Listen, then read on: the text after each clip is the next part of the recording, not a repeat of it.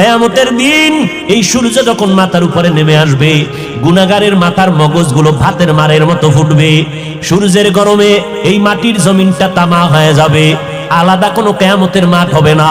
আমগো সিদ্ধিরগঞ্জ সহ গোটা দুনিয়ার জমিনটাই হবে কিয়ামতের মাঠ। এইটাই হবে মাঠ। আসমান থাকবে না, বিল্ডিং থাকবে না, পাহাড় গুলো তুলার মতো উঠতে থাকবে। পুরা জমিনটা সমতল হয়ে যাবে। মানুষ নাই, কিছুই নাই। যারা কবরে আছে আল্লাহ হুঙ্কার দিবে, এবার দাঁড়াও। আল্লাহ পাক ইসরাফিলের সিংহায় ফুৎকার দেওয়া মাত্র রূহ আসবে লাশের মধ্যে। এরপরে সব কবর থেকে জমিনের উপরে দাঁড়াইবে। আল্লাহর আদালত বা বিচারালয় হবে সিরিয়ার জমিন, বর্তমান সিরিয়া। ওখানে আল্লাহর বিচারালয় হবে। সব জমিনের মানুষগুলো উঠাইয়া আল্লাহ ফেরেশতার মাধ্যমে সেখানে নিয়ে যাবেন। আল্লাহ ওখানে নিয়ে বিচার কার্য শুরু করবেন। জহুর থেকে ফজর, এই ফজর আর জহুরের মাঝখানে যেই সময়, এতটুকু সময় মাত্র বিচারের সময় লাগবে।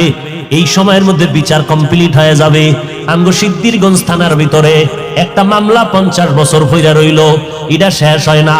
50 বছর মাঝে মাঝে হাতিয়া দিলে তাজা হয়, মামলা শেষ হয় না। রব্বুল আলামিন হাসরের ময়দানে কোটি কোটি কোটি সহস্র কোটি মানুষ, এদের বিচার কেমনে আধা বেলায় শেষ হবে? বলে বান্দা বুঝবি না, যেটা বান্দার যেটা ধারণার বাইরে বুঝা অসম্ভব, এই আমার মাওলার কুদরতের দ্বারা সব কিছুই সম্ভব। কাদের কুদরত দারি বার কামাল, আন্তা রব্বি আন্তা হাসবি জুল জালাল, তুহি কাদের জলিলুল্লাহ জাহাদার, বহর হালে তুহি মেরা নেগাহদার। ও আল্লাহর বান্দারা, আল্লাহ বলেন জাহান্নাম থেকে নিজেকে বাঁচাও। 2 নাম্বার দায়িত্ব তোমার আহালকে বাঁচাও। 3 নাম্বার দায়িত্ব তোমার প্রতিবেশীরে বাঁচাও। 4 নাম্বার দায়িত্ব তোমার সমাজের লোক বাঁচাও। 5 নাম্বারে যদি সময় পাও উম্মত নিয়ে চিন্তা করো। উম্মতের সিরিয়াল 5, সমাজের চিন্তা করবা সিরিয়াল 4, ঘরের পাশের লোকের চিন্তা করবা সিরিয়াল 3, নিজের মাইয়া বলা স্ত্রীর চিন্তা করবা সিরিয়াল 2। 1 নাম্বার সিরিয়াল, নিজে আগে জাহান্নাম থেকে বাঁচো। জাহান্নাম থেকে বাঁচার মানি গুনাহ থেকে নিজেরে বাঁচাও, কারণ গুনাহগারের পরিণাম ফল হলো জাহান্নাম। ও এলাকার মুসলমানেরা, এরে যুবক, ওই অন্ধকার কবরে যাওয়ার আগে নিজেকে জাহান্নাম থেকে বাঁচাও, কারণ জাহান্নামের আগুনের ইন্ধন হবে মানুষ আর পাথর। দুনিয়ার আগুন জ্বালাইতে গিয়া নরম নরম জিনিস দিয়ে আগুনকে প্রজ্বলিত করা হয়। আল্লাহ কয় জাহান্নামের আগুনটা আমি প্রজ্বলিত করব মানুষ আর পাথরের দ্বারা। অধিকাংশ মানুষ কোন মানুষ? আমি আল্লাহ পাক যারে এত নেয়ামত দিলাম, সূর্যের আলোটা ফিরিয়ে দিলাম, চন্দ্রের আলো ফিরিয়ে দিয়া দিলাম, বাতাসটাও ফিরিয়ে দিলাম, নদীর পানি ফিরি, ও বান্দা জমিনটাও ফিরিয়ে দিলাম। আমি আল্লাহ বিনিময়ে তোমার থেকে এই কথাও বলি নাই। এত কিছু দেওয়ার পর তোমার কাজ হলো সারা রাত আমারে ডাকবা। আল্লাহ কয় না। সারাদিন রোজা রাখবা। আল্লাহ বলে না। ব্যবসা করো, বাধা নাই। চাকরিজীবীরা চাকরি করো, বাধা নাই। লেখাপড়া করনেওয়ালারা স্কুল কলেজে লেখাপড়া করো, বাধা নাই। ইঞ্জিনিয়ার হও, ডাক্তার হও, সাংবাদিক হও, এসপি হও, ডিসি হও, এমপি মন্ত্রী হও, ইসলাম তোমাকে বাধা দেয় না। ইসলাম কি কয় জানো? ও বান্দা, সব তোমার জন্য ছেড়ে দিলাম। দিন রাত মিলাইয়া 24টা ঘন্টা, 22টা ঘন্টা তুমি তোমার কাজে লাগাও। মাত্র 2টা ঘন্টা সময় আমি আল্লাহর মোহাব্বতে তোমার কল্যাণে ব্যয় করো। বলে তা কেমনে? 2 ঘন্টা সময় কি একসাথে বের করা যায়? কয় যায় না, ব্যস্ত।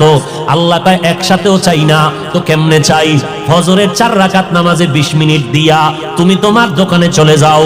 আবার জোহরের সময় ঈশা 10 রাকাত নামাজে 20 মিনিট দিয়া আবার তুমি তোমার ব্যবসায় চলে যাও। আবার আসরের 4 রাকাত নামাজে 20 মিনিট দাও, এরপরে তুমি আবার দোকানে যাও। মাগরিবের 5 রাকাত নামাজে আবার 20 মিনিট দিয়া তুমি তোমার সংসারের কাজে চলে যাও। এশার নামাজ ঘরের মধ্যে যাও, তোমার ব্যবসাও ঠিক রাখো, চাকরিও ঠিক রাখো, এদিকে মাওলার কাছে ডিউটিও ঠিক রাখো। এশার নামাজটা পড়িয়া ঘরের মধ্যে যাইয়া সন্তানের সময় দাও। সারাদিন ব্যবসার কারণে পারো নাই, সারাদিন চাকরির কারণে মাইয়া বলারে সময় দিতে পারো নাই। এশার নামাজটা পড়িয়া ঘরের মধ্যে যাইয়া সন্তানদের সময় দাও, স্ত্রীকে সময় দাও। কিন্তু কপাল খারাপ, 2টা ঘন্টা সময় দিতে পারলা না, সন্তানের সময় দিতে পারলা না। সারাটা দিন রাত্র মোবাইলে সময় কাটাইবার সময় না পাইয়া ঘরের মধ্যে আইসা সন্তান আব্বু কায় ডাকে, তুমি ফিরিয়া তাকাও না। মা সময় চায় দাও না, তুমি বিছানায় বসে খাইয়ে লইয়া পেটটা ভারী করে মোবাইল নিয়ে বসে গেলা মোরা কাবায়। এইবার মোবাইল চাইতে চাইতে ঘুমাইয়া গেল, সন্তানের সময় দিলা না, স্ত্রীকেও দিলা না। মোবাইলটা চাইতে চাইতে তোমার চোখের পাওয়ার নাই, কানের পাওয়ার নাই, হার্ট দুর্বল, মাথা ব্যথা বেড়ে গেছে, এখন আর কোনো কাজে মন বসে না, মেধাটাও সংকুচিত হয়ে গেল। এখন সকালবেলা আবার উঠা ফজরের নামাজটাও পড়লা না, তুমি আবার 8টা-9টায় উঠিয়া 1.5 প্লেট খাইয়া আবার তুমি চলে গেলা সময়। কিন্তু দেখো ও আল্লাহর বান্দা, আমগো মতো হুজুরও হওয়ার দরকার নাই। তোমার লাইনের মানুষটা দেখো, জেনারেল লাইনের মানুষ, কোনদিন মাদ্রাসায় আলিফ বাতা পড়ে নাই, অথচ নজর করে দেখো তোমার লাইনের মানুষটা সিদ্ধিরগঞ্জ বাজারে ব্যবসা করে, 5 বেলার নামাজ পড়ে। এই রকম ব্যবসায়ী আছে না নাই? বলো বাবা, তুমি কেন পারবা না? তোমার আমার মতো যুবক র্যাব, আর্মি, পুলিশ, বিডিআরের চাকরি করে 5 বেলার নামাজ বাদ দেয় না, অভাব নাই। আল্লাহ বিবেক দিছে, জিজ্ঞাসা করো তুমি কেন পারবা না?